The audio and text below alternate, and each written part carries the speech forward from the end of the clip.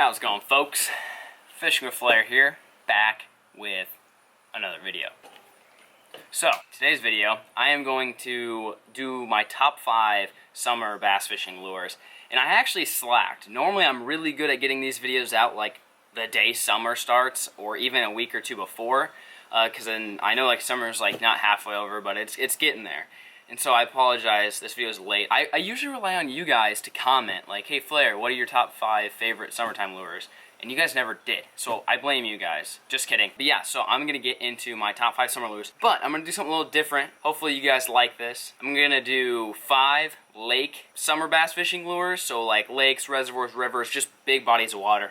And then I'm gonna do 5 pond fishing lures. Some of them will overlap, so don't expect some like 5 and 5 or anything like that. They're going to overlap a little bit, but there's definitely some lures that you want to use in ponds and not necessarily in lakes, and there's some that you want to use in lakes and not really so much in ponds. Let's get started. So if you want to if you don't ever fish lakes, you only fish ponds, you want to go to this time.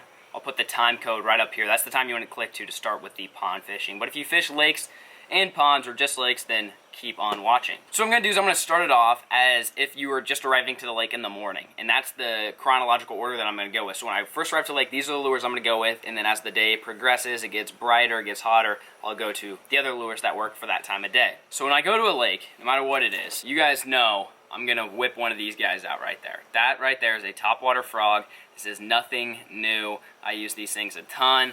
I love them, by far my favorite way to catch bass. They work really well in lakes. They work everywhere, essentially. I haven't really been to a part of the country where these don't work, as long as you have the right conditions here.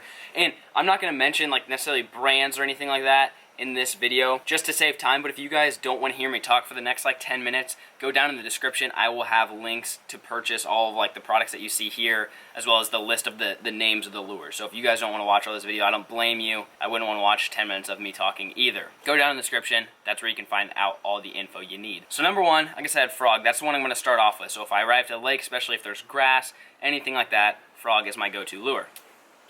The next lure of choice is something that I still throw right in the morning, and this is if there's no grass. This is if there's just a rock bank, like the dam or anything like that. That's when I want to pick up something like this. This is a spook or a walking style bait. Brand isn't really a big difference. A lot of them work really well. Colors, you want to stick to something shad, or like this. This is kind of like a frog, like a natural color. Anything like that. So if you don't have shad, if you have more bluegill, you might want to go with a color like this. But this works really well, low light conditions, early morning, late at night, that type of stuff. The reason why I picked this guy for lakes and not ponds is because this is a lure that you throw when the fish are schooling, when the shad are schooling. Shad don't really school much in ponds. There's just not a lot of room for them to do that. But in lakes, especially early morning, all the crappie, all the shad, they all kind of school, and this is a great lure to throw around schools. You can cast it really far, so if you're sitting out kind of in the middle of the lake and you see them starting to bust up on the surface, that's when you pick up a spook. Once that sun gets up, starts to heat up, I don't like to go deep right away. I like to stay shallow for a little bit, and that's when I'll pick up something like this. This is a chatterbait. This is actually a NewTek crazy jig, not a chatterbait. Spinner baits work really well, swim jigs, that type of stuff, just any type of reaction moving bait, even a square bill. You got a square bill right there, that dude right there will work really well, especially if you're fishing on rocks. Anything like that, just any type of moving bait. So once the sun gets up a little bit, but it's not super hot out yet, that's when I stay shallow. Throw the bladed jig, throw the square bill. This catches a lot of big fish, especially in the summer. Spinner baits work extremely well too. If you're on grass, I'd go with the swim jig. Now that the sun is up, it's probably like 10 or 11 o'clock, starting to get hot. Those fish move deep. This is because it's hot. It's going to be 100 degrees. So there's a few different tactics that I use.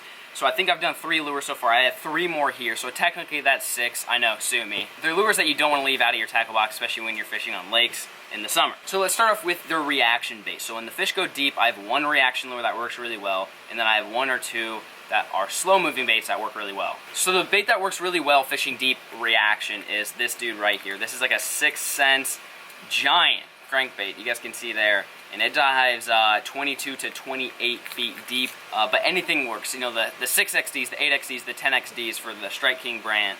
Any type of just deep diving crankbait. You want to throw these around rock piles especially. That is definitely where you want to key in on. If you can find any schooling fish. But I like to start with this because I'm more of a power fisherman. I don't like to fish slow. So I start with a big crank like this. And if I can't get bit on this, then I go to one of these 2 lures, and these are the slow moving baits. Right here I have a football headed NewTek jig here, And this is for crawling over rock piles. So if you're throwing that deep diving crankbait and you're not getting bit, you want to pick up something slow, something you can drag that maintains bottom contact. So you want like a 3/4 ounce jig like this guy right there. It depends on the color. If the water's dirty, you want to go black and blue. Otherwise, any type of greens or natural browns, anything that imitates a crawfish works really, really well. One thing that I like to use is scent.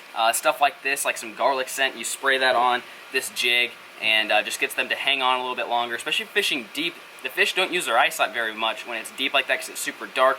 So they're going to use other senses like their lateral line, if you have rattles in your jig, or scent. They can smell it from a little bit farther away than probably they can see it, especially if the water's dirty. So you want to make sure you get a good scent put on your bait. That's for fishing rock piles. Now, if you're fishing brush piles, which happens, you can also throw a jig, but my favorite brush pile lure is either a flippin' bait or a 10-inch ribbon tail worm. I don't really use these for brush piles, I take that back. I use these for flipping trees. So a lot of lakes that I fish have trees that are 5 to 10 feet deep.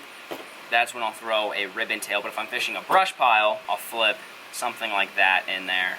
But again, that's fishing deep, not shallow, so I know that has a small weight on it. So I normally put on a big tungsten weight. But big curly tail worms, even though this is 10 inches, I've got 14-inch bass on 14-inch worms. Don't be afraid to go big in the summer. That's especially if you're going for those big bass. They don't like to exert a lot of energy. They want one big meal. Rock piles, trees, done. So that is for lake fishing. Now, if you have any questions, I don't want to go super in depth on this because I don't want it to be a very, very long video. So if you have any questions, feel free to comment. I'm pretty good at getting back to you guys on any questions you have, particularly. There's no promises. You guys have to understand that I get thousands of comments a day. It's kind of tough, but I'll do my best, I swear. What I want you guys to do real quick is comment your favorite lake fishing lure or pond fishing lure, just your favorite lure to use in general. I want to know what you guys like to use because then I can use those lures and maybe teach you guys something you don't know. Not that I know everything in the world about every technique, but if I know you guys all like throwing frogs, I'll make some more frog fishing videos. So you guys tell me what's your favorite lure to use. Comment that right now. Now we're going on to ponds. Now these are going to overlap a little bit with the last lures you saw. I'll be right back. Okay, so again, first lure that I pick out is a frog. This is a great pond fishing lure. It's probably better on ponds than it is even lakes. Kind of depends on where you're fishing, but it is a lure that I use in both situations. Again, if you want to know what frogs these are, stuff like that, leave a comment. You just want to throw these early in the morning around vegetation, lily pads, grass, milfoil, hydrilla. It doesn't really matter. Frogs, definitely one of the best lures to use. The next lure I like to use is still top watered, and I've got 2 of them. And I'm going to explain the 2 differences between the 2 and where I'd use each one. So the 2 top water lures I like using in ponds are poppers and buzzbaits. Now these are 2 very different lures. I normally will start out with a buzzbait. Why? Because it's quick, it's fast, you cover a lot of water. Once you start getting a few blowups on this guy, then it's key to grab one of these, slow down a little bit, and finesse a few more fish into biting. Not to say spooks wouldn't work, but I catch a lot more fish in ponds on poppers than I do spooks. And then buzzbaits as well work really well. Buzzbaits work well in lakes too. Like I said, you guys don't get too caught up on lures that I'm mentioning for either a lake or a pond. They pretty much all can cross. I'm just explaining what I think works best. Buzzbaits, poppers, for buzzbait colors, black or white, or white and chartreuse, and then poppers, anything shad colored are my favorites there. Oh man, I ran out of hats. Okay, so once that sun gets up, fish can't really go too deep in ponds, so I don't really have any deep lures for that. So what I like to do is very similar to what I do in lakes, and that is pick it up either a bladed jig, a spinner bait, a swim jig, or if there's not a lot of grass, which most of the time in the summer there's a lot of grass in ponds, so I usually stray away from fishing these dudes right here. This is like a little 6-cent square bill. I try to stay away from throwing those just because they get hung up. But if you are fortunate enough to live or be fishing in a place where the pond does not have a lot of grass, a square bill is an awesome, awesome lure. If there is grass, that's when you want to pick up the bladed jig, something that is a little bit more weedless. Throw a little swim bait on the back of it, or like a devil spear, anything like that. Just any type of little trailer to give it a little bit more action. If you're having troubles catching them on this, you can again use some scent. Any type of plastic. Anytime you're using a plastic lure, like a soft plastic, you can use scent. Spray that on there. I think it works, especially in ponds. Anything that's pressured. Usually ponds get a lot of pressure, so you want to throw something that moves. If you don't get anything to bite on these guys, you're going to want to start finessing them. Now, I didn't bring out any drop shots because I'm not John B. and Peric. I'm not like that. I'm cool. But I do have somewhat finesse lures with me. The number one bait, this is for lakes, ponds, anything, the Senko. You guys know, love throwing the Senko. Now, you can throw this like this, which is weightless Texas rigged, or weighted Texas rigged, it doesn't really matter, depends on how deep you're fishing. Or, if you're not fishing around a lot of grass, a lot of cover, you can rig it wacky, which seems to work very, very well. But you want to get the Senko, and it's a phenomenal pond fishing lure. Something about it, no one knows why it catches fish, because it looks like nothing, but it does. It flat out catches fish. If you're only going to have one lure to go to a pond with, this is it right here. Okay, so moving on from that, so if you're throwing a Senko, it's not really working. Maybe the fish are deeper than your Senko can get if you're throwing it weightless. You want to go with a weighted Texas rig. You could also throw a jig, but like I said, ponds typically have grass.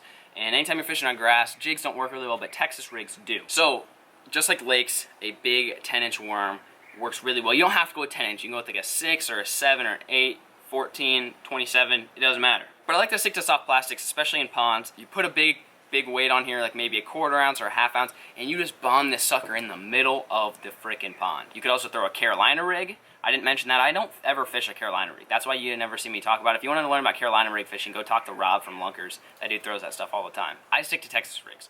So I'll throw a big worm like this out in the middle of the pond and just slowly drag it in. If your pond has some grass in it or any type of cover, any type of bushes, laydowns, you want to pick up something like this to flip in there. So you're still going to be fishing somewhat shallow. So if you're walking down the bank and there's a laydown tree, you want to flip like a little beaver. Yeah, you want to fish like a little beaver style bait, any type of flipping bait in ponds. But like I said, you guys don't get too caught up on whether you should be throwing a certain lure in a lake or a pond. Most of the time I have the same lures tied on when I go to a lake as I do to a pond, minus deep diving crankbaits or giant football headed jigs or big Carolina rigs. If I'm fishing a lake, that's what I'll fish. But you never want to throw that stuff in ponds, because usually ponds are like 10 feet or less deep. Anyways, my camera's about to overheat. Hopefully you guys enjoyed this video. Like I said, if you have any questions on anything you saw today, you just let me know. I'll do my best to answer them. If you like this video, you want to see more pond fishing, you want to see more anything, just leave a thumbs up. That's all I ask. Leave a thumbs up, leave a comment. Love you guys. Peace.